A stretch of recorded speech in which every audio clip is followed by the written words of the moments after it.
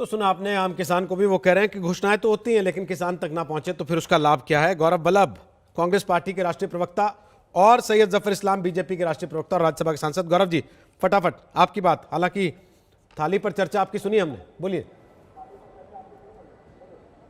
रोहित जी, शुरुआत में जब वित्त मंत्री जी अपना बजट भाषण पढ़ रही थी तो मुझे लगा पहले 1 घंटे की ये कोई सेल हो रही है क्या देश में। हाईवे बेच दो, बिजली के तार बेच दो, शिपिंग कॉरपोरेशन बेच दो, BHEL बेच दो, बंदरगाह बेच दो, सरकारी बीमा कंपनी बेच दो, सरकारी बैंक बेच दो। अरे ये हो क्या रहा है? ये बजट था या बेचने की कोई प्रतियोगिता वित्त मंत्री जी ने लगाई? और 2-3 मुद्दे और 2-3 सवाल पूछना चाहता हूं जो भारतीय जनता पार्टी के यहाँ प्रतिनिधि बैठे हैं।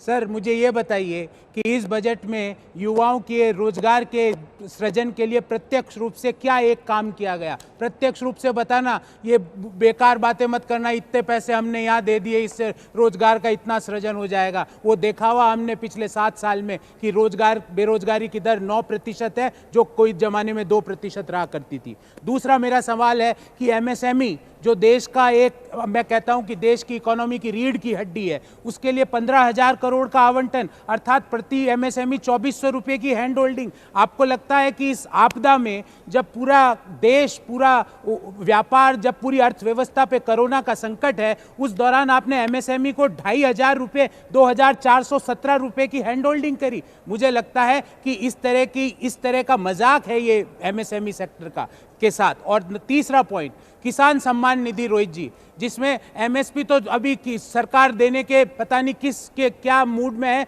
किसान भी नहीं जानते, सरकार को पता है। पर मैं ये पूछना चाहता हूँ, किसान सम्मान निधि जिसमें हर किसान को 6,000 रुपये प्रति वर्ष मिलते हैं, उसका आवंटन क्यों घटाया 10,000 करोड़ रुपए से? क्या आप उनको वो सम्मान निधि भी नहीं देना चाहते? पिछले वर्ष किसान सम्मान निधि में 75,000 करोड़ रुपए का आवंटन किया गया था, जो आज 65,000 करोड़ रुपया क्यों किया? इसका मतलब क्या है रोहित जी कि देश में अगर 15.5 करोड़ किसान है लगभग, तो मात्र 10 करोड़ किसानों को 6,000 रुपए का आवंटन होगा, बाकी लोगों को आवंटन नहीं होगा। इन सवालों का जवाब दीजिए कि प्रत्यक्ष रूप से रोजगार के लिए क्या किया गया। वो जवाब देंगे। वापस आऊंगा तो आपसे पूछूंगा कि पहले तो आप कहते थे कि ये 6,000 दिखावा है, कुछ नहीं है। दूसरा, विनिवेश का आपने जो सवाल उठाया वो भी आपसे पूछना जरूरी है कि इन्होंने सेल लगा दी। सर, शोरूम का दरवाजा किसने खोला था और किसने सिखाया देश को कि सेल लगाई जा सकती है घर में पड़े सामान की भी? उस पर आपसे कमेंट लेंगे। उसके पहले सैयद जफर इस्लाम आपके सवालों के जवाब देने। बोलिए जफर इस्लाम।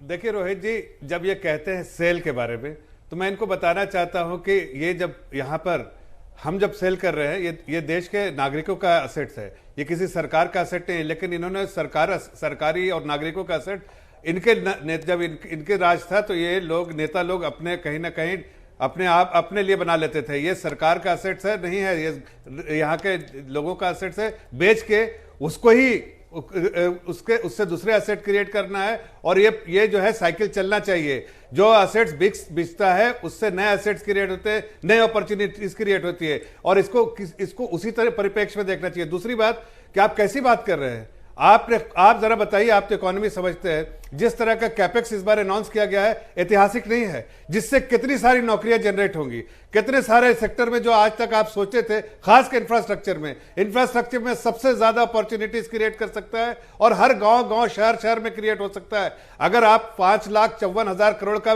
ऐतिहासिक बजट, जो आपने कभी सपने में भी नहीं सोचा था देने का, वो नहीं किया। और आपको बताना चाहता हूं, आप लोग सरकार में रह के डरते थे रेटिंग एजेंसी से। मैं खुल्ला बोल रहा हूं, आज हमारी सरकार ने फिस्कल डेफिसिट 9.5 देश के हित में किया है, और इसकी चिंता नहीं की। मैं उस वक्त बैंक में था जब आपकी सरकार थी, और आपके लोग बार बार ये पूछते थे कि कहीं रेटिंग एजेंसी डाउनग्रेड नहीं कर दे, जबकि हमने चिंता बाकी बाद में की, पहले देश की चिंता की, देश के लोगों की चिंता की। और जब हम इस देश में गरीबी रेखा से बाहर निकालने की, और साथ साथ मैं बताना चाहता हूं MSP